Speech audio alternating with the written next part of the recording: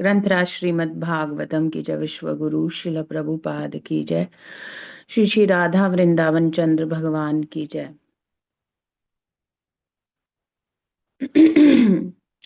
तो शिल प्रभुपाद कह रहे हैं, simply by hearing about your lotus feet with eagerness, केवल आपके चरण कमलों के विषय में, है ना, कैसे श्रवण करने से? ईगरनेस, उत्सुकता से, भगवान के चरण कमलों के विषय में सुनने के लिए उत्सुक, या भगवान की ग्लोरीज कृष्णा की महिमा सुनने के लिए ईगरनेस हो जाना, एंड डिवोशन, और उसमें भक्ति होना। भक्ति और उत्सुकता से यदि भगवान के विषय में सुना जाता है ना, तो कह रहे हैं by meditating upon them within the heart, और जो सुना है ना, जो समझा है ना, और भगवान के सुंदर चरण कमल हैं, इनका हृदय में क्या करना? ध्यान करना।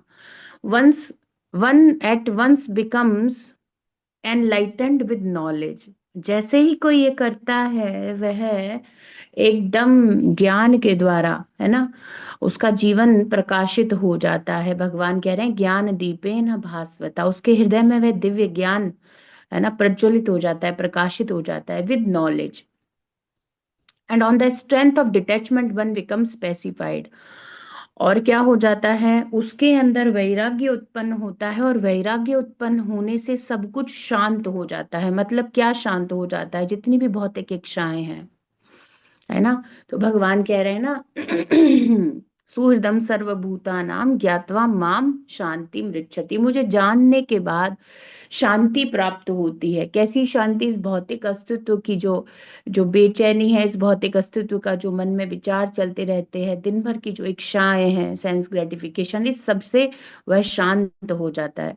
We must therefore take shelter of the sanctuary of your lotus feet, तो हमें आपके सुंदर चरण कमल रूपी पुण्यालय की, है ना, शरण लेनी चाहिए।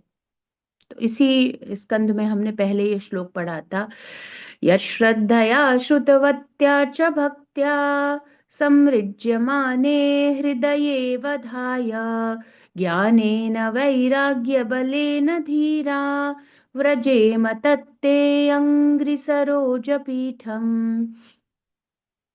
श्रद्धा से, श्रद्धया, श्रुतवत्या, उनके विषय में सुनने से, श्रद्धा से, और भक्त्या, भक्ति से, उनके विषय में सुनने से क्या होता है?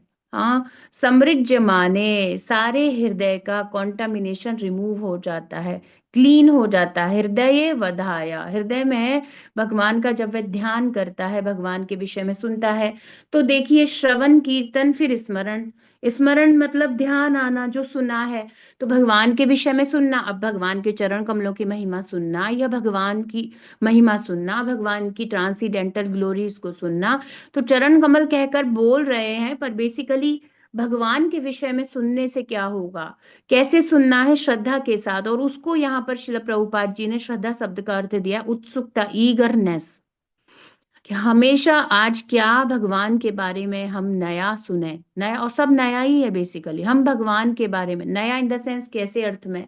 प्रभुपाद कहते हैं ट्रांसीडेंटल लिटरेचर है ये, हमेशा एवर फ्रेश और न्यू रहता है, क्योंकि कृष्णा हमेशा नव युवक है, नव, है ना, यौवायमान है। भगवान हमेशा प्रतिक्षण नित्य नूतन नवीन है ना, आद्यम पुराण पुरुषम नव यौवनम च।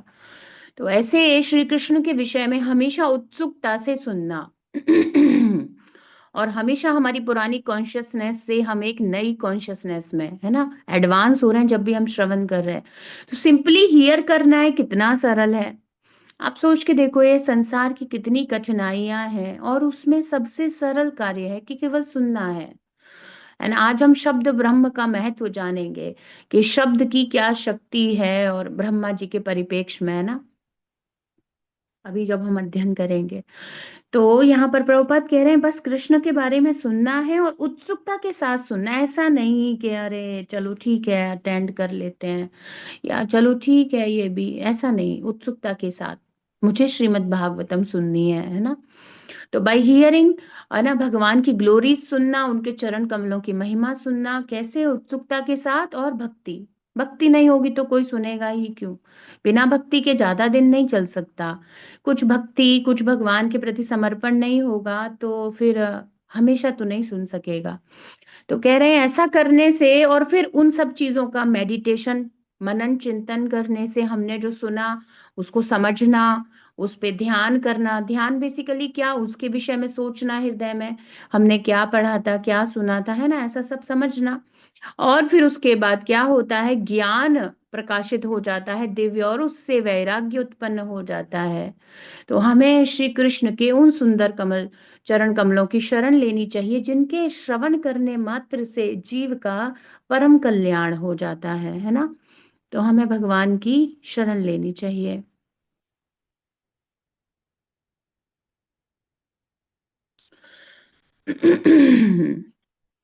ओम नमो भगवते नरसिंहाय। नमस्ते जस्ते आविराविर्भव। वज्रनखा वज्रदंष्ट्रा कर्माशयान् रन्धय रन्धय तमो ग्रस ग्रस ॐ स्वाहा। अभयमभयमात्मनि भूयिष्ठा ॐ श्रौं।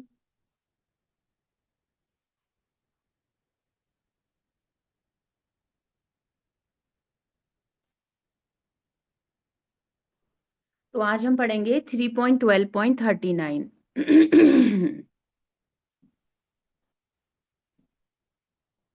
देखिए,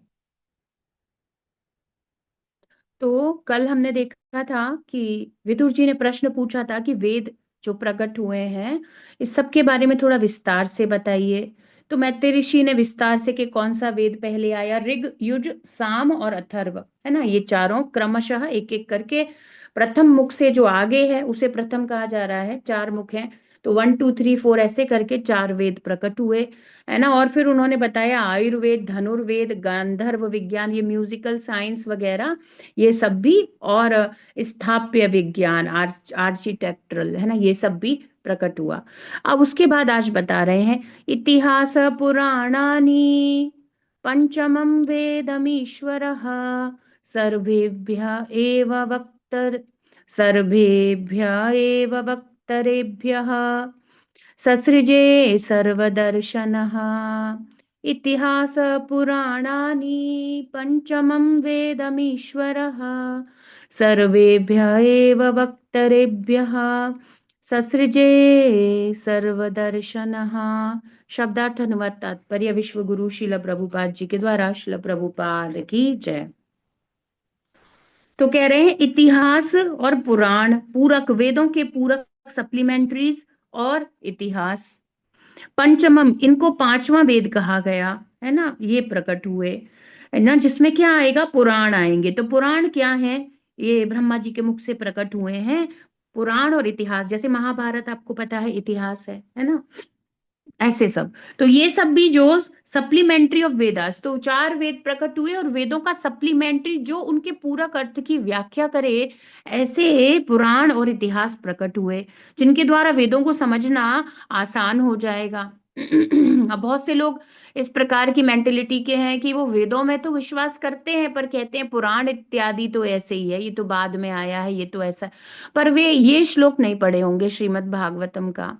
तो ज्यादातर अद्वैतवादी और दूसरे वादी तो वे अपने आप को ज्यादा विद्वान और पंडित या विद्वत्ता प्रदर्शित करने के लिए कह देते हैं कि हम वेद ही रियल है, देखो हम पुराण पुराण में, इतिहास में, है ना, ये सब में विश्वास नहीं करते, वेद ओरिजिनल है, बस वेद के अलावा और हम किसी को नहीं मानते। तो ये आपकी मूर्खता मात्र है।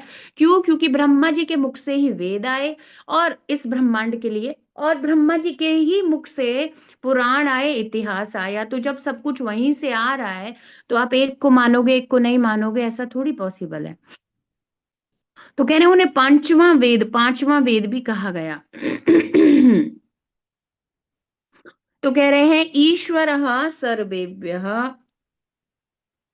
है ना, वे शक्तिमान ब्रह्मा जी निश्चित ही वक्तरेभ्य अपने मुखों से सजरे ससृजे, ये सब उत्पन्न किए सर्व दर्शन और वे कैसे शक्तिमान है जो सब कुछ देख सकते हैं, वर्तमान भूत भविष्य सब कुछ देखने में समर्थ है। ऐसे वे समर्थ ईश्वर मतलब कंट्रोलर, या ऐसे वे है ना शक्तिमान व्यक्ति हैं। तब उन्होंने अपने सारे मुखों से पांचवें वेद पुराण और इतिहासों की सृष्टि की। तो ये भी ब्रह्मा जी से ही आया है। तो आप स्वीकार करने वाले या ना स्वीकार करने वाले कोई नहीं होते हो। जो ब्रह्मा जी दे रहे हैं वह सब कुछ ही स्वीकार्य है, क्योंकि वे संपूर्ण भूत वर्तमान भविष्य को देख सकते थे। ये कैपेसिटी क्यों दी है? तो अगर आज समय रहा तो हम ब्रह्मा जी की बहुत सुंदर ग्लोरीज को भी पढ़ेंगे। तो कह रहे हैं then he created the fifth Veda, the Puranas and the histories from all his mouth since he could see all the past present and future, है ना। तो उन्होंने ये सब कुछ क्रिएट किया। तो सभी कुछ महत्वपूर्ण है, विशिष्ट देशों तथा राष्ट्रों के, और इसी के साथ संसार के अपने इतिहास हैं। किंतु पुराण सारे ब्रह्मांड के हैं, ना केवल एक कल्प के अपितु अनेक कल्पों के इतिहास हैं। ब्रह्मा जी को इन ऐतिहासिक तथ्यों का ज्ञान है, अतः सभी पुराण इतिहास हैं।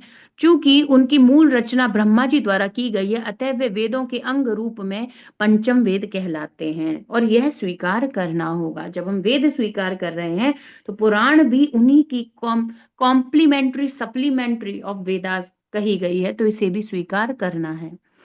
तो इसमें कोई संशय नहीं होना चाहिए। कई बार आप लोगों को सुनेंगे तो वह केवल उनकी भ्रम मात्र है कि वह कुछ स्वीकार करेंगे, कुछ नहीं। अब हम कहें कि भागवत में से ये स्कंद बहुत जरूरी है और ये नहीं, तो ऐसा हमें पहले ही द्वितीय स्कंद के 10वें अध्याय में समझा दिया गया कि 10 स्कंद हैं, और 10 स्कंद ही वो जो ये जो सारे भागवतम के जितने स्कंद हैं 12 है ना, ये सब ही महत्वपूर्ण है और 10 विषयों को ये कवर करते हैं, है ना। तो ये सारे ही महत्वपूर्ण है, किसी को आप ऐसे नहीं कह सकते। इसीलिए क्रमशः अध्ययन करने के बारे में बताया गया है ना। एक ऑर्डर में इन्हें 1 2 3 4 ऐसे करके सब अध्ययन करना है। तो आगे बता रहे हैं, षोडश युक्तो पूर्ववक्त्रात् पुरुषग्नि अग्नि पुरुष्य पुरुष पुरुष्यग्निष्टुतावथ आप्तोर्यामातिरात्रौ च वाजपेयं सगोसवम्। अब ये कुछ यज्ञ ब्रह्मा जी ने उत्पन्न किए हैं, इनके नाम नाम बताए गए हैं। तो बता रहे हैं कि षोडशी कथो, षोडशी उपकथो, ये यज्ञ के कुछ प्रकार दिए गए हैं। पूर्व वक्तार्थ वक्त्रात, ब्रह्मा जी के पूर्व मुख से मतलब पहले मुख से क्या क्या प्रकट हुआ, तो इनके नाम बताए गए। ब्रह्मा के पूर्वी मुख से विभिन्न प्रकार के समस्त अग्नि यज्ञ, षोडशी उक्त पुरीशी अग्निष्टोम। तो ये अग्निष्टोम हमने सुना है, प्रभुपाद जी भगवत गीता में मेंशन करते हैं, बाकी के नाम नहीं सुने हैं। आप्तोर्याम, अतिरात्र, वाजपेय और गोसव प्रकट हुए। ये यज्ञ के अग्नि यज्ञ के प्रकार हैं, तो हमें इसे ऐसे ही समझना है। All the different varieties of fire sacrifices, है ना, यही सारे हैं। षोडशी उक्त पुरुषी अग्निष्टोम आप्तोर्याम आर अतिरात्र वाजपेय यज्ञ के बारे में भी सुना है शब्द, तथा गोसव, ये सारे प्रकट हुए, है ना। Become manifested from the eastern mouth of Brahma. अब कह रहे हैं, विद्यादानं तपः सत्यं धर्मस्येति पदानि च आश्रमांश्च यथा सांख्यम असृजत्य सह वृत्तिभिः। तो विद्या, दान, तपस्या और सत्य, धर्मस्य इति पदानि च, धर्म के ये 4 पैर, है ना, ये प्रकट हुए ब्रह्मा जी से। आश्रमान, जो 4 आश्रम है ना, ये जो हमारा ब्रह्मचारी आश्रम, फिर गृहस्थ, वानप्रस्थ, संन्यास, 4 आश्रम, चाहे यथा वे जिस प्रकार से हैं वैसे प्रकट हुए। सबसे पहले ब्रह्मचारी आश्रम, फिर ऐसे ऐसे। और संख्यम, संख्या में 4। असरजत, इनकी रचना की ब्रह्मा जी ने, सहवृत्ति भी, और साथ साथ 4 वृत्तियां। तो वर्ण और आश्रम, वृत्तियां मतलब वर्ण व्यवस्था, मतलब कि उसकी जीविका कैसे चलेगी। तो ब्राह्मण, वैश्य, ब्राह्मण, क्षत्रिय, वैश्य और शूद्र, ये 4 वर्ण और 4 आश्रम। और धर्म के 4 पैर ब्रह्मा जी के मुख से प्रकट हुए। हम्म मुख से नहीं कह रहे, ब्रह्मा जी ने इन सबों की क्रमबद्ध रूप में रचना की। तो बता रहे हैं कि शिक्षा, दान, तपस्या, सत्य को धर्म के 4 पांव कहा जाता है। तो हम थोड़ा पढ़ते हैं कि पवित्रता और दया, है ना, और तपस्या और सत्य तो है ही। तो इन दोनों को थोड़ा अलग तरीके से बताया गया है। यहाँ पर मैत्री ऋषि इस प्रकार से शब्द रूप में रखे हैं, पर अर्थ वही है। पवित्रता, दया, पवित्रता शिक्षा के द्वारा और दया दान के द्वारा, है ना, ये दोनों एक ही दूसरे को डिनोट करते हैं।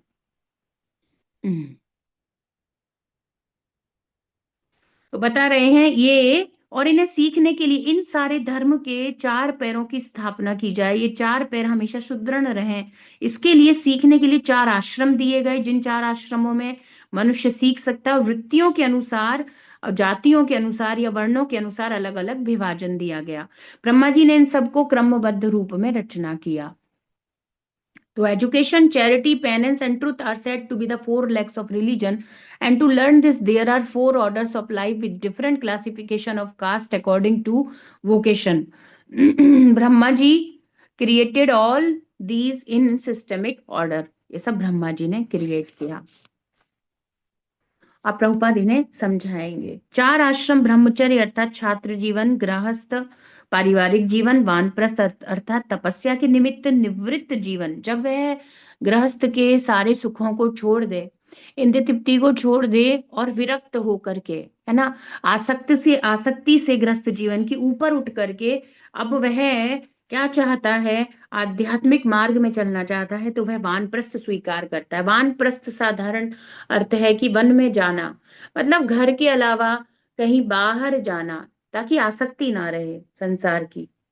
तो शरीर छोड़ने से पहले तो एटलीस्ट करना ही चाहिए, है ना।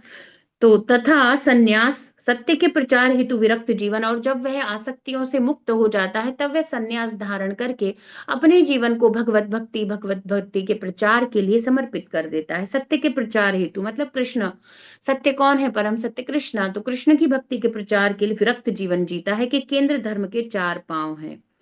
तो यही धर्म को स्थापित करते हैं, है ना। तो इन्हीं को सिखाने के लिए कि धर्म के 4 पांव कैसे स्थापित होंगे, इन सारे आश्रमों में कुछ कर्तव्य इत्यादि दिए गए हैं। वृत्तिपरक विभाग क्या है, जहां से जीविका अर्जन इत्यादि किया जाता है। ब्राह्मण बुद्धिमान वर्ग है, क्षत्रिय अर्थात प्रशासक हैं, वैश्य अर्थात व्यापारी वर्ग हैं, और शूद्र अर्थात बिना किसी विशेष योग्यता वाले सामान्य श्रमिक हैं, जो अन्यों की सेवाएं करके अपना जीवन यापन करेंगे। तो कलौ शूद्र संभवा, अभी हम सब क्या है, शूद्र, और प्रभुपाद हमको शूद्र से ब्राह्मण बनाना चाहते हैं। हमें ट्रेनिंग दी जा रही है by giving us the Krishna consciousness, है ना। प्रभुपाद हमें ट्रेन कर रहे हैं थ्रू शास्त्रास, है ना, थ्रू डीटी वर्शिप, एवरीथिंग में क्या, है ना, devotee should be a good ब्राह्मणा, ये तो होना है, ये करना चाहिए।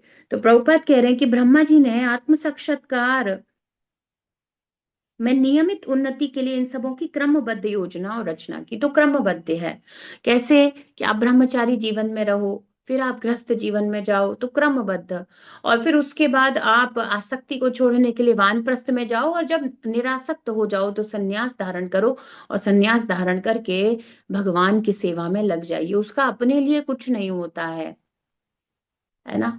सन्यासी का अपने लिए कुछ नहीं होता, अभी और गहरे से समझाएंगे। सन्यासी के भी टाइप्स हैं, वानप्रस्थ के भी टाइप्स हैं, काफी डीप में यहाँ महर्षि बताएंगे। तो कह रहे हैं कि अब देखिए, ब्रह्मचर्य सर्वोत्तम शिक्षा प्राप्त करने के निमित्त है, कि आपको प्रॉपर नॉलेज में सिचुएट होना है। पर आजकल जो हम ब्रह्मचारी जीवन देख रहे हैं, या जो विद्यार्थी जीवन में ब्रह्मचर्य देख रहे हैं, वे वास्तविकता में वह रहता ही नहीं है। एक तो विद्या प्राप्त नहीं होती, अविद्या में बच्चा रहता है, और अविद्या के बहुत दुष्परिणाम है। वह इंद्र तृप्ति सिखाते हैं, जबकि ब्रह्मचर्य होना चाहिए विद्यार्थी जीवन में। तो ग्रस्त इंद्र तृप्ति के लिए बशर्ते कि मन की उदार वृत्ति से की जाए, मतलब गृहस्थ जीवन में इंद्रिय तृप्ति सेंस ग्रेटिफिकेशन अलाउड है, पर किस तरीके से, वो भी संयमित तरीके से अलाउड है ना। Household family life is meant for gratifying the senses, provided it is performed with a charitable disposition of mind. उदार होना चाहिए, ऐसा नहीं कि पूर्ण रूप से, जैसे कि गृहस्थ है तो इंद्रिय तृप्ति तो कर रहा है, पर गृहस्थ के और भी कर्तव्य शास्त्रों में बताए गए हैं। उसे दान इत्यादि, धर्म इत्यादि उसी को करने होंगे, क्योंकि वही एक जीविका अर्जन कर रहा है। ब्रह्मचारी कोई जीविका नहीं करता, विद्यार्थी जीवन में कोई धन अर्जित नहीं कर रहा है। तो गृहस्थ है, वानप्रस्थ में वह आसक्ति छोड़ चुका है और प्रयासरत है, और सन्यास में तो कुछ है ही नहीं। तो सन्यास में तो केवल वह भगवत शरण ले चुका है। तो फिर बचा कौन जो दान धर्म करेगा, दान पुण्य चैरिटी, हृदय में उदार भाव, सबको लेके चलने का भाव, जो विद्यार्थी जीवन या ब्रह्मचारियों के लिए भी दान करे, जो वानप्रस्थ के लिए भी दान करे, और जो सन्यासी का भी रख रखाव करे, उनके लिए भी दान करे, वह केवल गृहस्थ जीवन में। तो आपके सेंसेस के साथ बहुत सारी जिम्मेदारियां जुड़ी हुई हैं, पर आजकल कितनी खराब हालत है कि व्यक्ति केवल धन अर्जित करके अपने परिवार का उदर पोषण, भरण और शो ऑफ करने में लगा हुआ है। अपनी वृत्ति जो गृहस्थ जीवन में होनी चाहिए, उदार होना चाहिए उसको। वह अन्य जो आश्रम है उनके लिए गृहस्थ क्या करेगा, भारवाही है, उनके लिए उसकी जिम्मेदारी है, क्योंकि तुम अर्जित कर रहे हो धन। तुम्हारी जिम्मेदारी है अन्यों का पोषण करना, उनको आवश्यकताएं पूरी की जाएं, ये आपका कर्तव्य है। पर हम वो नहीं करते, क्योंकि पता ही नहीं है, पता ही नहीं है। और फिर जब गंदे और सही सभी प्रकार के तरीकों से धन अर्जित किया जा रहा है, तो वृत्ति तो आवश्यक रूप से उसकी जो कॉन्शियसनेस है बेसिकली, उदार कहाँ रहेगी। वह दूसरों से भ्रष्टाचार करके, रिश्वत लेकर के यदि ऐसी मानसिकता से कर रहा है, तो ऐसी तो कहीं फीलिंग आने ही नहीं वाली कि सोसाइटी के लिए या अन्य जो लोग ब्रह्मचारी सन्यासी वानप्रस्थ हैं, उनके लिए मेरा कोई कर्तव्य है। यह तो पॉसिबल ही नहीं है। और यह सब शुरू कहाँ से हुआ? Before going to grihastha household life, है ना, there should be a proper brahmachari practice, there should be brahmacharya. अब जिन्होंने विद्या अर्जित ही नहीं करी, मैटीरियल पढ़ाई करी, जिसमें कैट डॉग्स हॉग्स बनाए जाते हैं, वो कहाँ से समझेगा कि कुछ ग्रस्त जीवन में जाके करना है। They just plan their life. शादी कर रहे हैं, क्यों कर रहे हैं? अपने इंद्रिय भोग के लिए।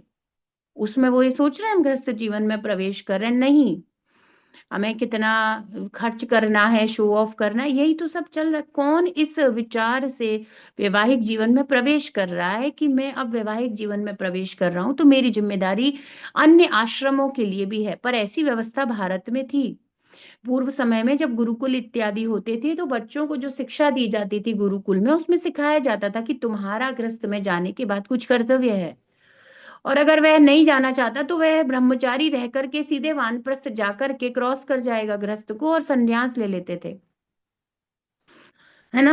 तो इन सब के बारे में भी अगले श्लोकों में हम देखेंगे। तो प्रभुपाद कह रहे हैं कि वानप्रस्थ आध्यात्मिक जीवन में प्रगति हेतु तपस्या करने के लिए है, कि अब जो ग्रस्त जीवन में रहे, आसक्त रहे, इंद्रियों को पूरे तरीके से हमने सेंस ग्रेटिफिकेशन किया, इस सब से बाहर निकलने के लिए मुझे शुद्धिकरण चाहिए। और संन्यास सामान्य लोगों को परम सत्य के विषय में उपदेश देने के निमित्त है ना। तो संन्यास का कार्य क्या है कि अब वह आसक्ति से रहित हो गया है, तो अब वह पूरी तरह से स्वतंत्र है अपने आसक्तियों से। ऐसे ही व्यक्ति जो संन्यास धारण करते हैं, उन्हीं को गुरु बनाया जा सकता है। वे ही आध्यात्मिक स्तर में जाकर के वे ही योग्य हो जाएंगे, क्योंकि उन्होंने आसक्ति ग्रस्त जीवन की छोड़ दी है। वे ही केवल गुरु बनने योग्य हैं। अब आप देखो संसार में क्या हो रहा है। गृहस्थ जीवन में हैं, उनके बच्चे हैं, उनके परिवार हैं, अपनी फैमिली के साथ रह रहे हैं, और भागवत आचार्य कहे जा रहे हैं। ये कैसे पॉसिबल है? कैसे आप, हाँ, आप भगवान के बारे में प्रचार कर सकते हो, पर आप उसी से धन अर्जित करके अपने परिवार का सब कर रहे हो। और दूसरी बात, आप जब आपके अभी बच्चे हो रहे हैं, आप अभी ये सब में आप कैसे, सन्यास के बिना गुरु कोई बना ही नहीं सकता। कभी भी गुरु कोई वो व्यक्ति नहीं बन सकता जो सन्यास में नहीं है। अभी तो आप आ सकते हो, आप वानप्रस्थ में भी नहीं गए, वानप्रस्थ को भी अलाउ नहीं है। केवल और केवल सन्यासी ही गुरु हो सकता है। अरे उसने आसक्ति ही छोड़ी है संसार की, वो तुम्हें सिखाएगा। अब गृहस्थ जीवन वाला व्यक्ति यदि भक्ति का उपदेश देगा तो बस इतना ही कहेगा कि भाई अपने परिवार का भरण पोषण कर लो, बस यही बढ़िया है, नाम ले लो थोड़ा बहुत, और यही सिखाया जाता है ना। ऐसे बहुत सारे डिवोटीज माता लोगों से बात होती है कि हमारे घर कोई भागवत आचार्य करने आए थे, तो हम सबने उन्हीं से दीक्षा ले ली। और उन्होंने, मैंने कहा तो कितनी माला या क्या बताया जाता है? तो वे कहते हैं, उन्होंने कहा कि तुम तो ग्रस्त जीवन में हो, जितनी हो जाए उतनी ठीक है। कोई नियम नहीं, कोई आचरण नहीं, क्योंकि वह खुद ही फॉलो नहीं करते, तो भाई वो आपको कहाँ से बताएंगे, वे फंस जाएंगे। अगर वे ये कहते हैं कि गलत सलत धन मत कमाओ, तो फिर आप उनको दान कैसे करोगे, आप उनको कैसे दोगे? और अगर वे ये कह देते हैं नियम से चलो, माला करो, आसक्ति छोड़ने, तो वही आपसे क्वेश्चन हो जाएगा कि आपने नहीं छोड़ी, हम कैसे नियम से चलें? आपकी माला फिक्स नहीं है, हम कहाँ से नियम से माला करें? तो वे हर तरीके की छूट देते हैं अपने आप को खतरे से बचाने के लिए, और यह बहुत गलत है। आप गुरु के पद का गलत इस्तेमाल कर रहे हो, इसके लिए आपको दंडित और दोषी माना जाएगा, और आप फंसोगे। और एक तो आप आसक्ति से रहित नहीं हो, और जो चीज हमारे पास नहीं है हम दूसरे को कैसे देंगे? जिसको खुद को वैराग्य नहीं है संसार से, वह कैसे किसी और को वैराग्य के बारे में बता सकेगा? है ना? तो ये तो, वह गुरु कैसे हो सकता है? वह गुरु नहीं हो सकता। आप उसको गुरु, आध्यात्मिक गुरु मतलब जो कृष्ण देंगे भाई, उसके लिए बड़ी प्योरिटी चाहिए, वो यहाँ की स्थिति नहीं है, और यहाँ लोग गुरु बन रहे हैं आसानी से। इतना वृंदावन में तो इतना घोल पोल है कि बताया नहीं जा सकता आपको, बिल्कुल बताया नहीं जा सकता। कोई आसक्ति नहीं छूटी है, बच्चों के साथ रह रहे हैं, बच्चों के बच्चे हो गए उनके साथ रह रहे हैं, और वो गुरु बन रहे हैं। अभी तुम्हारी कोई आसक्ति संसार से नहीं छूटी, और how can you be a spiritual master? How can it is possible? How can it is possible then you can become spiritual master? और अभी तो कुछ है जो मैं एस्कॉन में भी, वहां दूसरे पक्ष में देखी हूँ बहुत सारी चीजें। तो ये सब समझना होगा, ऐसे थोड़ी आप क्या कर रहे हो उसकी लाइफ के साथ। आप कैसे कहोगे सब छोड़ दो और कृष्ण जीवन है, तुम्हारा ही नहीं छूटा? हाउ कैन यू से कि तुम्हारा नहीं छूटा और तुम उसको गुरु बन के उपदेश दे रहे हो? है ना? बहुत अलग चीजें हैं, ये सब कुछ समझना है। तो ऐसे लोग गुरु नहीं हो सकते। आप गुरु, गुरु का पद हर किसी को नहीं दे सकते। दीक्षा देना, गुरु स्वीकार करना, ये सब बहुत शुद्ध और पवित्र स्थिति है। तो वानप्रस्थ में आध्यात्मिक जीवन में वो प्रगति करते हैं, तपस्या करते हैं, उन्होंने भोग के अलावा कुछ किया नहीं। और फिर लोग वीडियो बना रहे हैं, हमारे गुरु महाराज को ये पसंद है। अरे भैया, गुरु महाराज की फेवरेट चीज है। और गुरु महाराज को इसीलिए फेवरेट चीजें पसंद है क्योंकि गुरु महाराज गृहस्थ हैं अभी, है ना? अभी तुम्हारे गुरु महाराज गृहस्थ हैं, तो फेवरेट चीजें। और ये सन्यासी की क्या फेवरेट है ना? क्या फेवरेट रहेगा कृष्ण के अलावा? भक्ति का प्रचार करो, बुक डिस्ट्रीब्यूशन करो, उन अपने, अब जैसे शिला प्रभुपाद जी, उनकी क्या इच्छा है? खूब पुस्तक वितरण करो, खूब भक्ति का प्रचार करो, जा रे देखो तारे कहाँ, तारे कहो कृष्ण उपदेश। जो भी आपको मिले, आप उसको कृष्ण के बारे में बताओ, आप उसको भक्ति से जोड़ दो, बस इतना ही कार्य। उसमें हम थोड़ी गुरु हो जाते हैं। उपदेशक या प्रीचर का कार्य इतना ही तो है कि दूसरे को गुरु से जोड़ देना। अब यहाँ जो भी हमारे कृष्णा कॉन्शियस मूवमेंट में प्रीचिंग कर रहे हैं, हाँ वो ही तो है, यही सब तो है माता जी, यही तो लोग हैं कि हमारे, अब ये क्या ही बल बोला जाए। और क्या बता रही हूँ मैं आपको, गृहस्थ जीवन में, गृहस्थ जीवन में, अरे जिसके, जो अपनी पत्नी के संग रह रहा है, जो जो ऐसे रह रहा है, वो दीक्षा कैसे, दीक्षा का अर्थ समझते हो? दीक्षा कैसे दे सकता है जिसकी खुद की आसक्ति नहीं छूटी? और अब सीधे सीधे दिखता नहीं है क्या कैसी लाइफ मेंटेन करते हैं? नहीं दिख रहा है क्या? क्या बंगले हैं, करोड़ों के प्रॉपर्टी है, ये कहाँ से आपको भगवत धाम ले जाएंगे? ऐसे कैसे ही कोई व्यक्ति आपको भगवत धाम ले जा सकता है? उसकी शिक्षा, उसकी उसकी दीक्षा का क्या लॉजिक है? बताओ, क्या लॉजिक है? ये कोई लॉजिक नहीं बनता है। दीक्षा इज वेरी सेक्रेड। आप, अब प्रभुपाद सीधे बोल देते, प्रभुपाद को डर लगता है क्या कहने में, छोड़ दो, 4 नियम का पालन करो? ये सब प्रभुपाद कहने में क्यों बोल रहे हैं?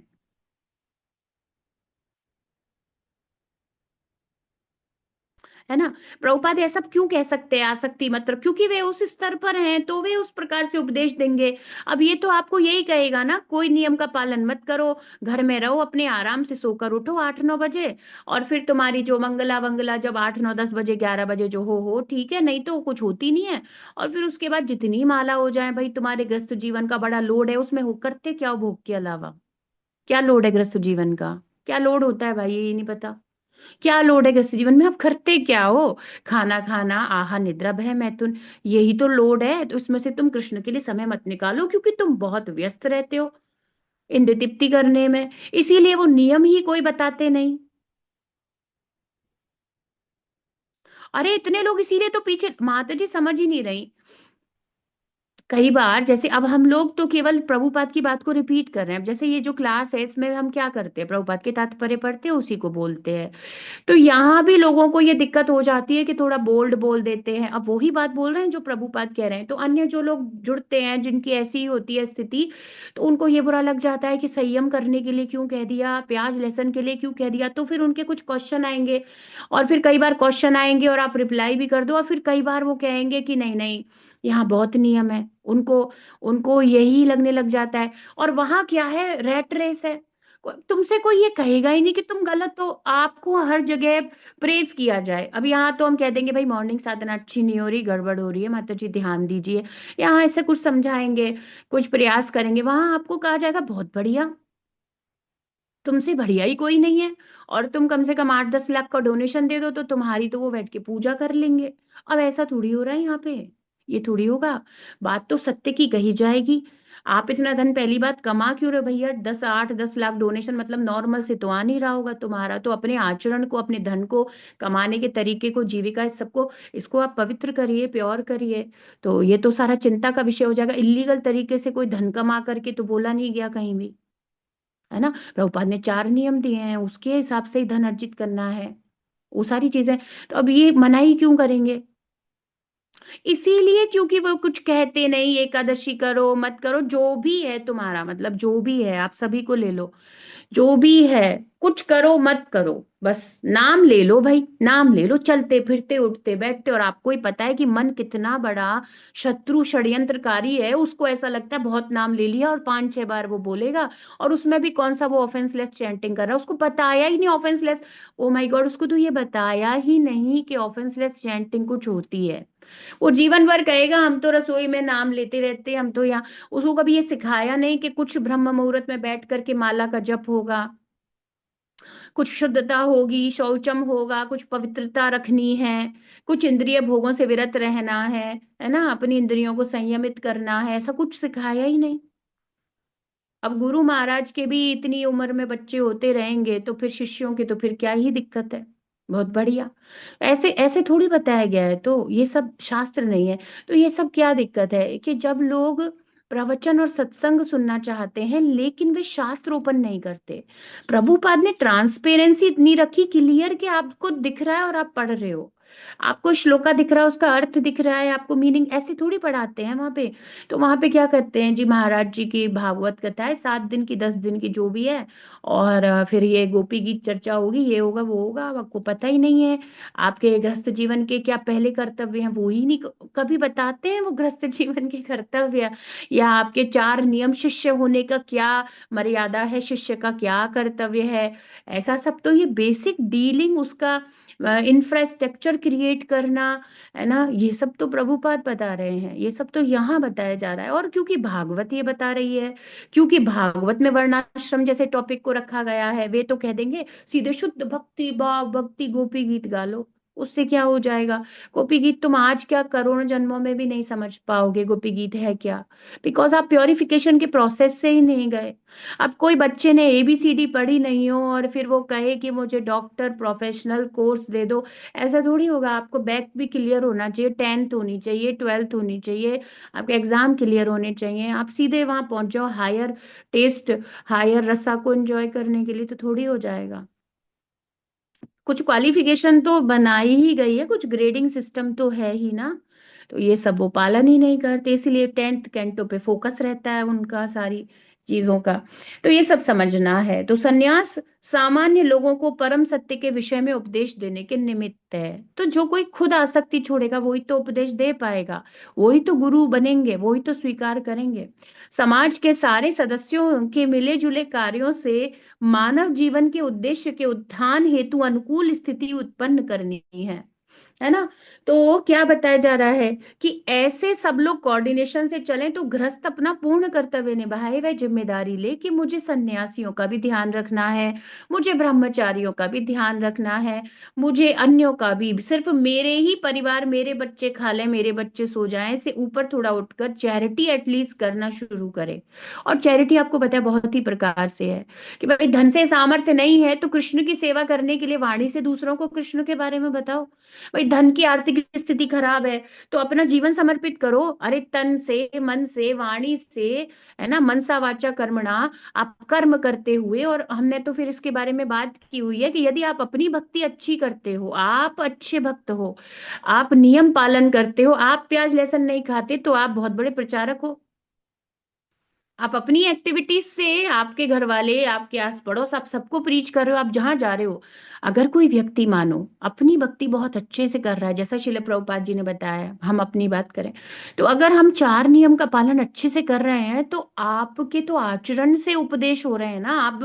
आप प्रीचर बनो ना बनो, पर आप प्रीचिंग कर ही रहे हो, आप सत्य की प्रीचिंग कर रहे हो ना।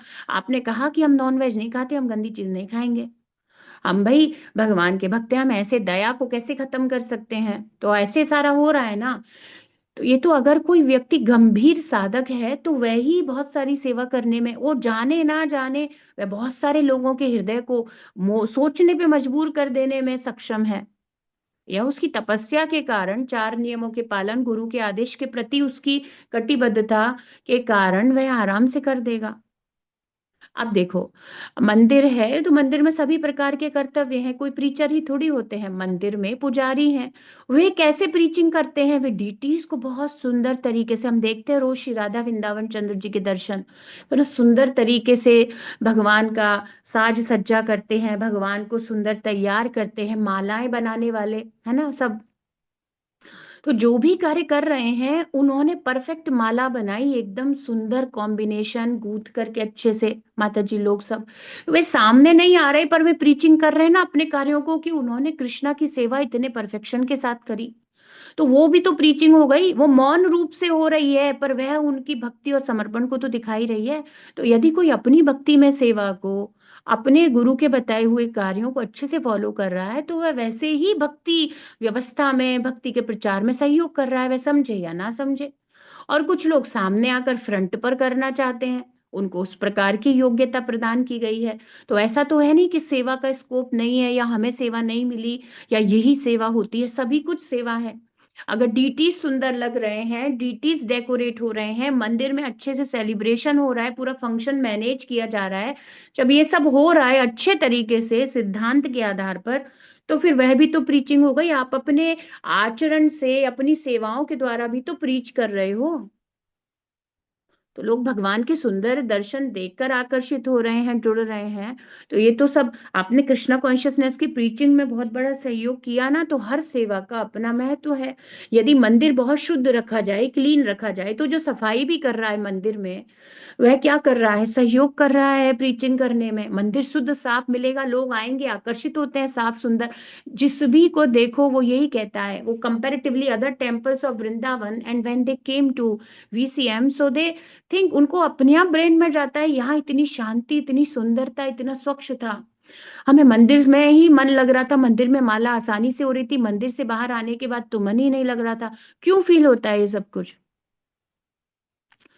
क्योंकि वहां पर सम्मिलित रूप से संकीर्तन के द्वारा इस प्रकार के प्रयास किए जा रहे हैं, है ना। तो यह भी कीर्तन है, भगवान की ग्लोरीज को वो स्प्रेड कर रहे हैं, दिस इज ऑल्सो प्रीचिंग। तो इतनी छोटी सी सोच नहीं है केवल यही प्रीचिंग है, preaching is everything. Giving book, distributing book, अब आप चाहे उनको बता रहे हो नहीं, पर आप उनको पुस्तक दे रहे हो, आप प्रीचिंग कर रहे हो, है ना। आप भगवान का संदेश दे रहे हो, ये तो है ही। और आप कुछ भी अपनी सेवा को अच्छे से कर रहे हो, इवन आप अपने घर पर ही हो मानो, और आप कहीं हो ही नहीं, तो हम यही बात करें, तो आप अपने घर पर ही हो, पर आप अपनी भक्ति में जीवन के लिए, कब तक आपके घर वाले नहीं देखेंगे कि आप रोज सुबह उठ करके मंगल आरती करते हो, तिलक धारण करके माला करते हो? कब तक वे आपकी मॉर्निंग साधना, आपके सुबह, ये बहुत बड़ी बात है, सर्दी गर्मी 12 महीने आप अपने आचरण में स्थिर हो, कैसे वे नहीं समझेंगे कि मेरे इस बच्चे या बच्ची को जो पहले अलग था बिल्कुल अलग हो गया है, साधु ब्राह्मण जैसा चरित्र हो गया है। कब तक वे भक्त नहीं बनेंगे आपके आचरण से? या तो आपके आचरण में कमी है, यही माना जाएगा ज्यादातर। तो भाई हम ही बिना नहाए धोए हम ही माला करने बैठ जाएं, हम अपने आचरण से कुछ सिखाएं नहीं ना, हम कभी मंगल आरती करें, ऑन ऑफ हमारा चले, कभी करेंगे कभी नहीं, तो आप क्या प्रीचिंग कर रहे हो? तो क्या कहेगा, हाँ इनका भी ऐसा ही है, यही तो होगा। आपने कहाँ कर्तव्य निभाया शिष्य होने का?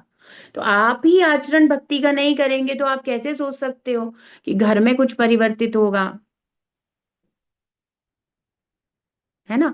जब आप ही कटिबद्ध, आपकी अलार्म फिक्स नहीं है, आप कभी उठते हो कभी नहीं उठते, आपका इतना हिला डुला है, आप अपने आचरण से भक्ति की गंभीरता को ही प्रदर्शित, क्योंकि आप गंभीर ही नहीं हो तो प्रदर्शित कहाँ से होगी? और नाटक तो ज्यादा दिन चलेगा नहीं। भाई ये नाटक थोड़ी, घर वालों को तो पता ही है मेरा बेटा मेरी बेटी कैसे, नाटक तो चलेगा नहीं। तो ये तो ज्यादा दिन, थोड़े दिन की बात नहीं, और एक्चुअली हमें तो जीवन भर यही करना है। तो जब आप ही हिले डुले हो, हाउ कैन यू से कि आप माला करो, माता जी पिताजी, हाउ विल दे एक्सेप्ट भक्ति जब आपका डिटर्मिनेशन जीरो है? तो इसीलिए तो बार बार यही मैं काफी बार समझाती भी हूँ और कहती भी हूँ, आपकी पर्सनल जिम्मेदारी है आपका भक्ति में आचरण। आप और कुछ नहीं कर रहे हो, है ना? अगर आप और कुछ नहीं कर रहे हो तो आप अपनी भक्ति अच्छे से कर रहे हो, ये बहुत बड़ी प्रीचिंग है। जो कोई भी, जब भी, अब आपने नियम बना रखा है कि मैं तो सुबह 4 बजे स्नान करके माला करता ही हूँ, अब आप मानो कहीं जा रहे हो तो भी अगले दिन आप तो 4 बजे उठ करके, मंगल आरती पॉसिबल नहीं है, आप किसी रिलेटिव के यहाँ गए पर आप माला तो करेंगे, तिलक धारण करेंगे। जब आपका वैष्णव सदाचार, आपका वैष्णव व्यवहार रहेगा तो वे लोग नहीं देखेंगे, तो ये प्रीचिंग नहीं हो गई? आपने जाकर के उनके हृदयों में खलबली मचा दी।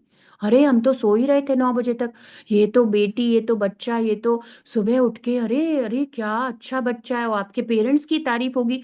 ये सब होता है, ये सब सम्मिलित प्रयास हैं।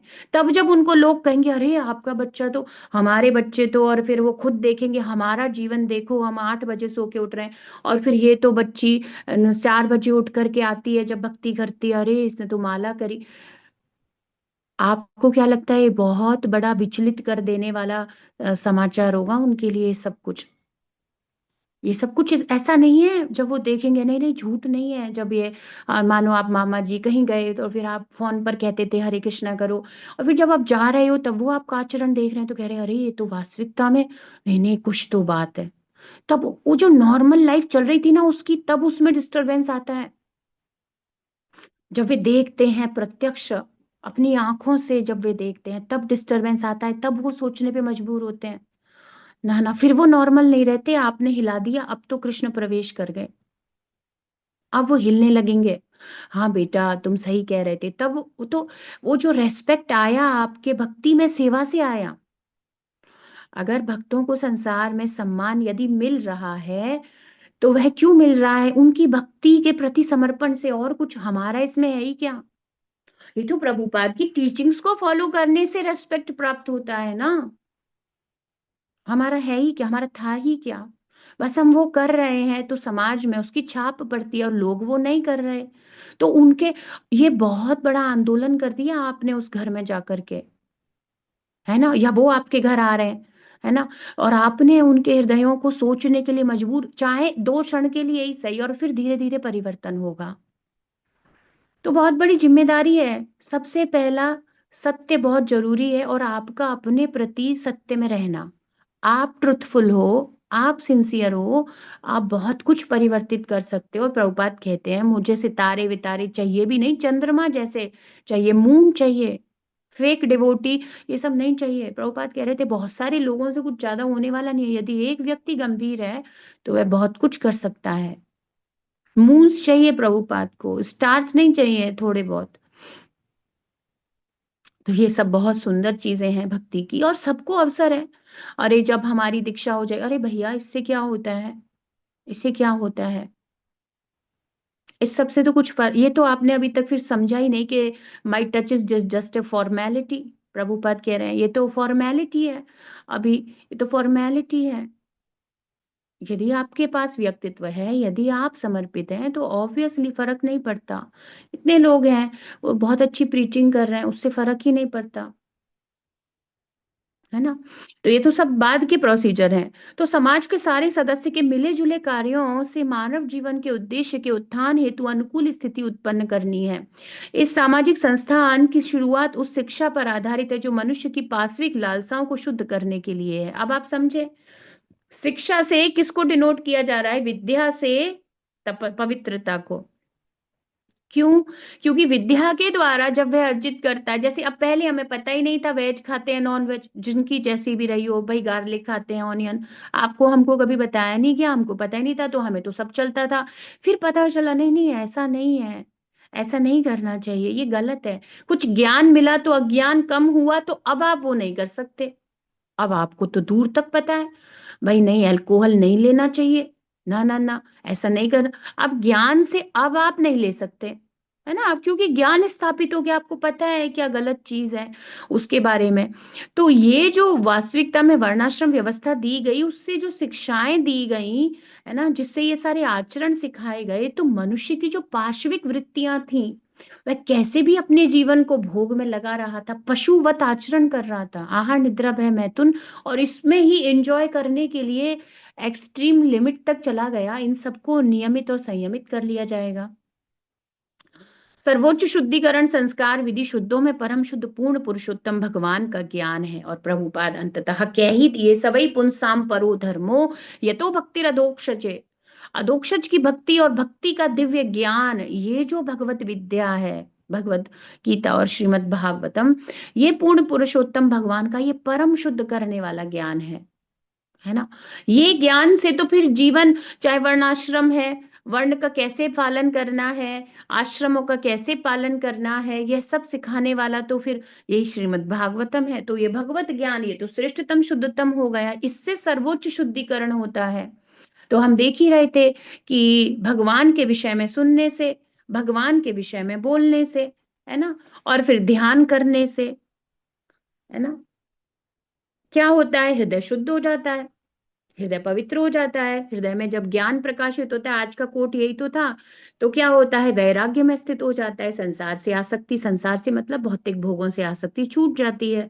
तो ये सारा प्रोसीजर है, हर चीज का प्रोसीजर है। अब क्या कह रहे हैं? सावित्रम प्रजापत्यम चा ब्राह्मम ब्राह्मम चाथ बृहत् तथा वार्ता संचयशालीन शिलोंच इति वै गृहे। अब ये कुछ चीजें बताई गई हैं, है ना, बड़ा ध्यान से समझेंगे। तो कह रहे हैं सावित्रम क्या है? जो द्विज होते हैं उनका यज्ञोपवीत संस्कार करना, प्रजापत्यम, और उनको 1 वर्ष तक के लिए ब्रह्मचर्य का पालन, है ना, करने के लिए समझाना, प्रजापत्यम चा ब्राह्मम, उनको वेदों के द्वारा स्वीकृति दिलाना, अथ बृहत, बृहत मतलब पूरी तरीके से यौन जीवन से विरक्त स्थिति।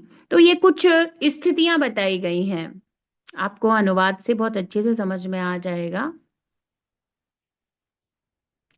है ना। जैसे जीवन के ये जो स्टेप बाय स्टेप कैसे है, तो स्टेप बाय स्टेप क्या है? सबसे पहले उसका सावित्र बोला जाता है। सावित्र में क्या होता है, देखिए इसका अनुवाद से ही देख लीजिए।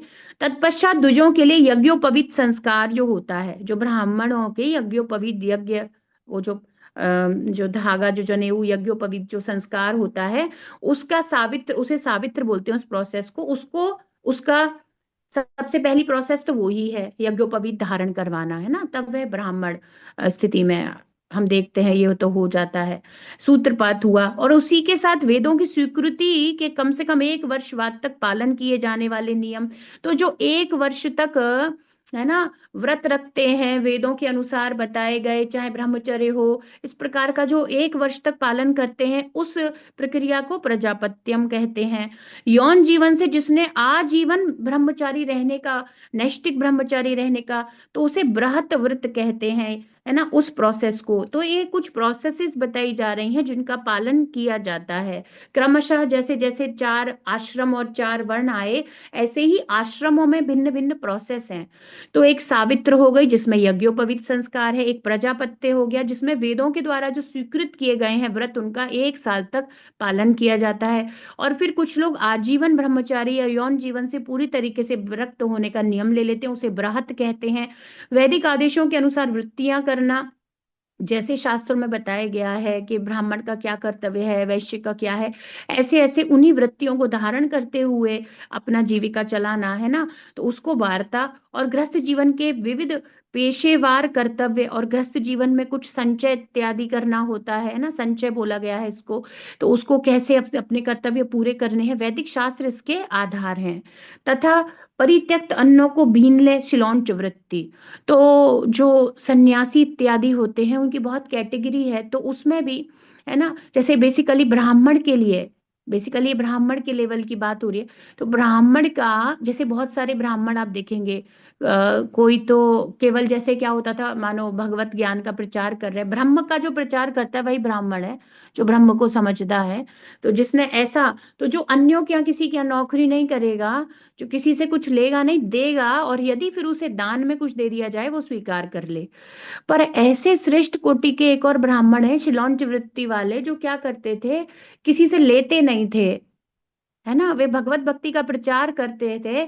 और वे अपने फिर जीवन को कैसे चलाएंगे, तो जब फसल हो जाती है, फसल काट ली जाती है और सारी फसल इकट्ठा करके बाजार में चली जाती है, फिर उस फसल में जो कुछ रह जाता है, कुछ दाने रह गए, चावल की खेती हुई, कुछ चावल रह गए, उठाने करने में गिर गए, या वो फसलों में खेतों में, इस प्रकार से जो बचा हुआ अन्न है उसको बीन लेते थे। उससे फिर वो ब्राह्मण अपने घर में जाकर के भोजन इत्यादि पका के अपना जीवन चलाते थे, है ना। ये, और किसी सहयोग के बिना अयाचित वे मांगेंगे कभी नहीं, याचना कभी नहीं करेंगे, मतलब मधुकरी भी नहीं करते, जीविका चलाने का सूत्रपात्र हुआ। तो ऐसे कुछ लेवल बनाए गए इन वर्णों के लिए कि ब्राह्मण है तो ऐसा पहले यज्ञोपवीत स्वीकार करे, फिर वो प्रजापत्य नियम ले ले, ऐसे अलग अलग सबकी कैटेगरी बनाई गई, और इनमें भी हायर तक है अयाचिका, अयाचित, है ना, और शिलौंच वृत्ति, ये श्रेष्ठ है ब्राह्मण के कर्तव्य। तो इसमें सारे ही वर्णों के दिए गए हैं, और ये शिलौंच और अयाचित ये ब्राह्मण के लिए बहुत अच्छे हैं। तो देखिए, तत्पश्चात द्विजों के लिए यज्ञोपवीत संस्कार सावित्र का सूतपात्र हुआ, और उसी के साथ वेदों की स्वीकृति के लिए कम से कम 1 वर्ष बाद तक पालन किए जाने वाले नियम जो प्रजापत्यम कहलाए। यौन जीवन से पूर्ण विरक्त जीवन जो जीना चाहता है वह व्रत कहलाया, या वह नियम व्रत कहलाए। वैदिक आदेशों के अनुसार वृत्तियां करने वाली स्थितियां वार्ता, और गृहस्थ जीवन के विविध पेशेवर कर्तव्य संचय, तथा परित्यक्त अन्नों को बीन ले शिलौंच वृत्ति, किसी का सहयोग किए बिना अयाचित जीविका चलाने की विधि का सूतपात्र हुआ।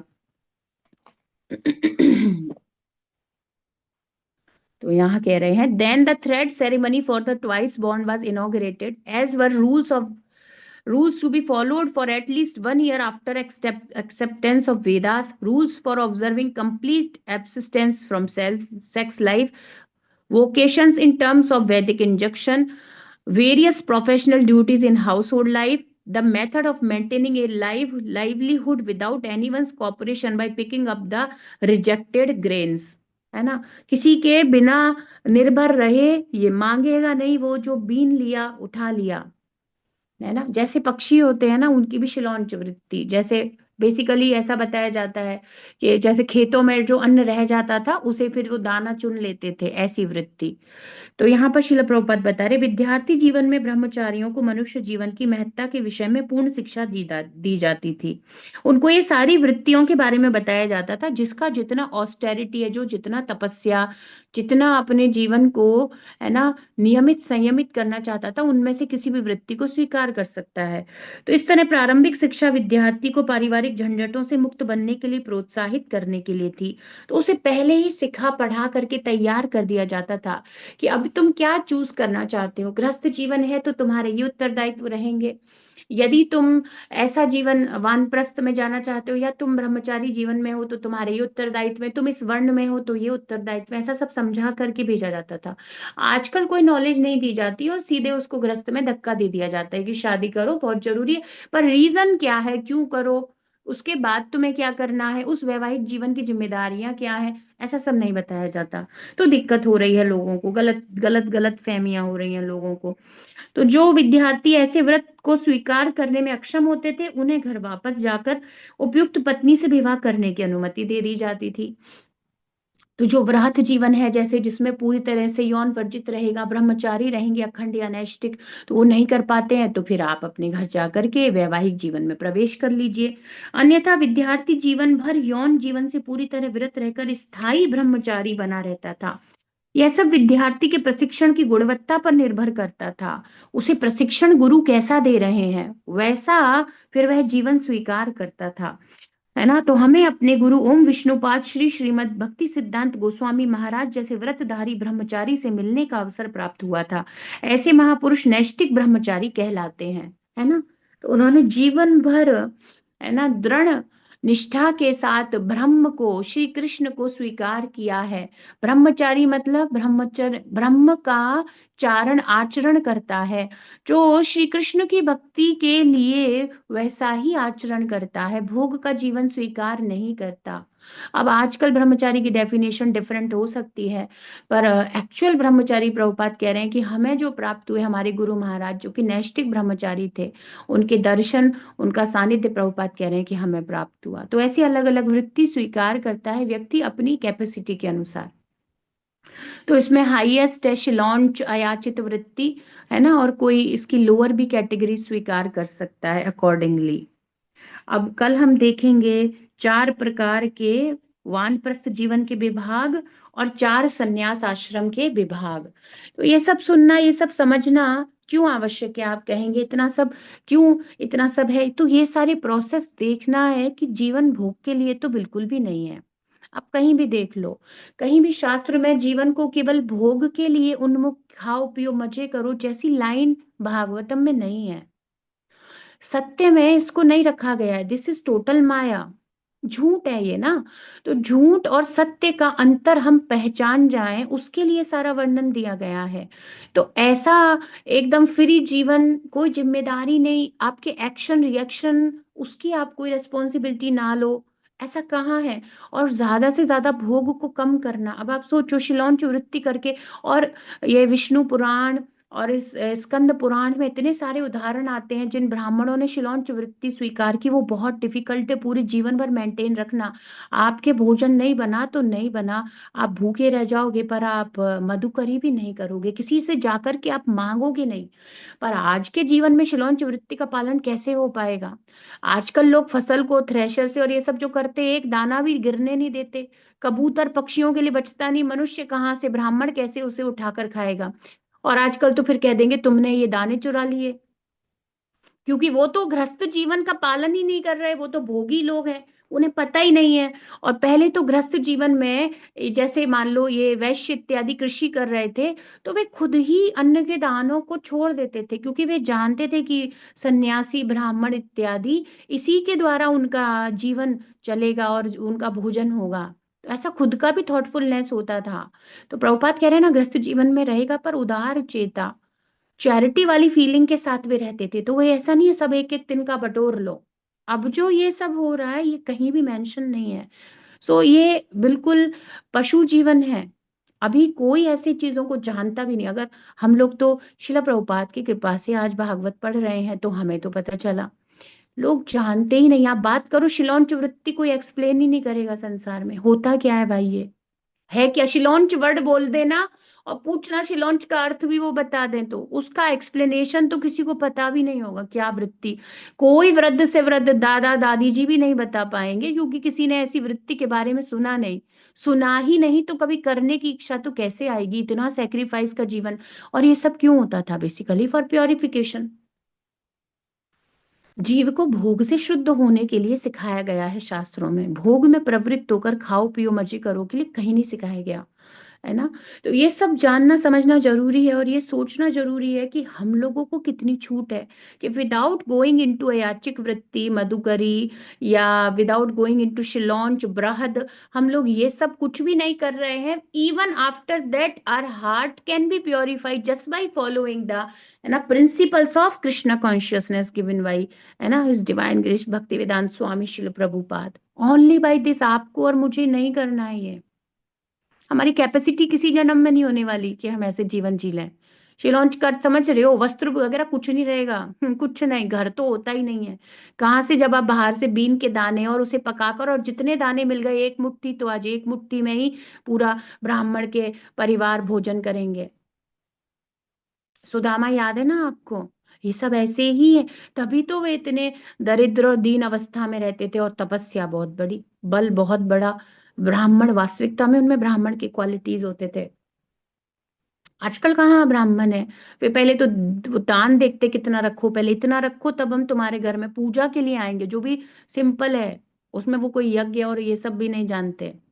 कुछ नहीं है, जीरो है, जीरो। इसलिए प्रभुपाद ने कहा इन चीजों में तुम पढ़ो ही मत ना, तुम हरे कृष्णा चैंट करो। तो ना तो आपको और मुझे कोई बहुत कठिन कार्य करने के लिए कहा गया है। जब ये सब पढ़ते हैं तो अपनी जो छोटी, ये जो हम कर रहे हैं, बहुत छोटे से कार्य लगते हैं, फिर है हरे कृष्णा सब कुछ, पर बहुत सरल लगता है ना। फिर तो हमको ऐसा लगता है यार, ये तो सबसे सरल चीज है जो शिला प्रभुपाद जी ने मुझे दे दी है। इससे सरल और क्या हो सकता था? अपने घर में बैठो, माला कर लो। अब वो लोग इतने भोगी जो ये भी नहीं करना चाहते, उनको फिर ये सब समझ में आने की स्थिति ही नहीं है। हम जब ये पढ़ रहे हैं, अभी संन्यास चक्र देखेंगे हम, वानप्रस्थ देखेंगे, तब हम समझेंगे। और जो लोग ये भी नहीं कर रहे हैं, वो लोग तो हरे कृष्णा भी नहीं करना चाहते। अब वो कितने नंबर में गिरे हुए हैं, कितने ज्यादा उनका भोग में पतन हो चुका है, ये समझने की बात है। ग्रंथराज श्रीमद् भागवतम की जय, विश्व गुरु शिल प्रभुपाद की जय, श्री श्री राधा वृंदावन चंद्र भगवान की जय।